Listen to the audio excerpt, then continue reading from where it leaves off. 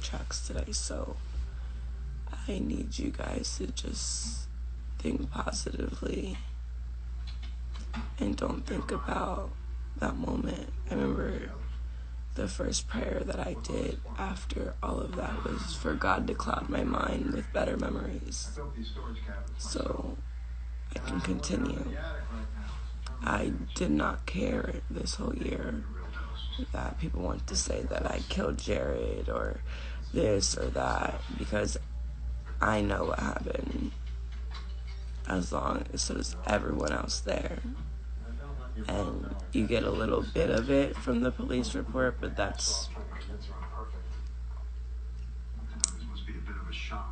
we'll just leave that how it is. So, you guys, please just, I'm gonna post a lot of Jared in the next couple of days just so you see how happy this kid was. There was he wasn't depressed right before he got off the plane.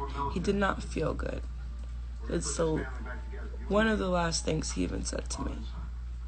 I was holding him right after I came out from the bathroom, changing my clothes because I was in shorts on the PJ, and it's cold in Chicago, so I went and put on pants. Came back out and went straight up to him because he looked like he didn't feel good. And I asked him what was wrong, and he just told me he didn't feel good, and I told him to explain to me what didn't feel good. And the cop had said, you guys are in trouble, you guys just can't be holding each other, because I was holding him and holding his dreads, like, what's wrong? Thank you, baby. I know.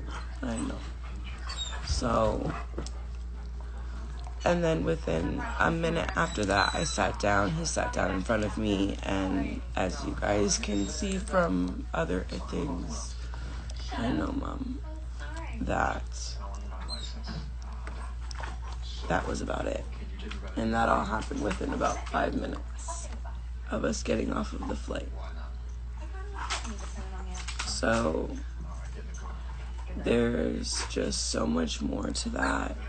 And I don't want anyone, I know, Mom, I don't want anyone to think he was in any depressing state, that he was nervous, that none of that was going on. He did not feel good. We had a doctor come to the house the night before because he did not feel good. Like, I don't know why people aren't acting on the information that I've given, that they know, or whatever it is. It's fine. I can only do so much. But what I can do is make sure that you remember him in the way that he was, the way that he planned, the way that he wanted. And I have all of that. He prepped me for all of that without me even realizing. So, just, again, you could say whatever you want. I come to terms with dealing with that for the sheer fact that as long as you remembered him happy, and this took all of my coping for the past year and a half plus, that just flushed it down the drain. If this was what was going to happen in the beginning, I should have just been able to say what I wanted to say, and there would have been no confusion. And I don't know, because I don't want to even speak upon it, but I just want you guys to know that kid was happy, to the point that the last things that he did was turn around and dap up G Money. I think Frozen was on the TV while we were in the lounge. He turned around and dapped up G Money. He was right across the seat from me here. I was right here. Then he looked at me because he didn't feel good, and he was like, Allie, I don't feel good. And then he went, Allie, and then froze the fuck up and seized the fuck out. And I ran over screaming and trying to help him. And no one fucking helped. No one. There was one person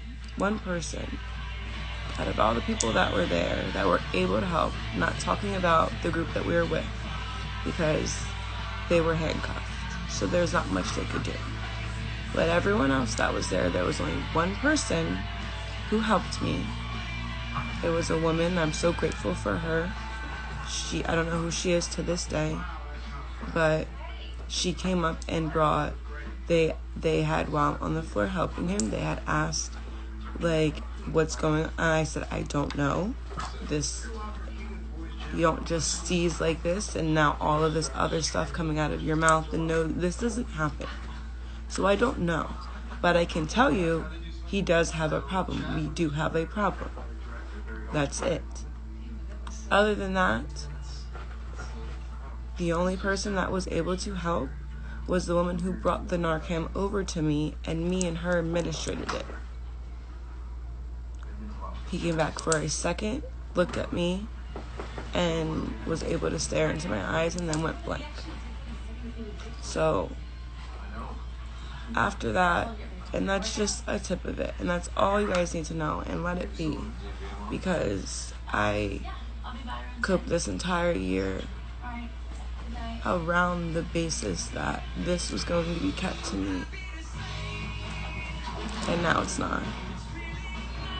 And I mean, even the people that were there have a hard time looking and being around me due to how tragic the event was. And I understand completely, because it's hard for me too. But there's one thing that I'm not gonna let happen, and that's not good. It's not gonna be that you guys remember him in the way that I have to. It's not happening. It's not happening. So, just as a favor, remember his smile, remember his laugh, remember how much energy he had, remember his talent, remember those things. Don't try to find and to see what might have happened, because that's something in my heart that I know that changes you, and I don't want anyone to think that he wasn't okay. He was tired. He was tired. I was tired. But other than that,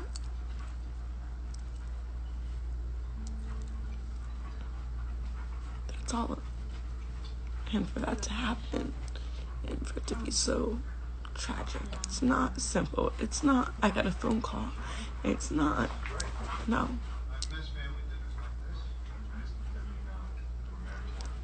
So, if I have to continue being strong, I need you guys to continue remembering him in that light.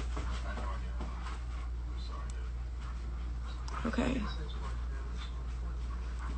Just remember him being super fucking happy. Because he was fighting demons, yes, but he was such a little kid and so happy. So,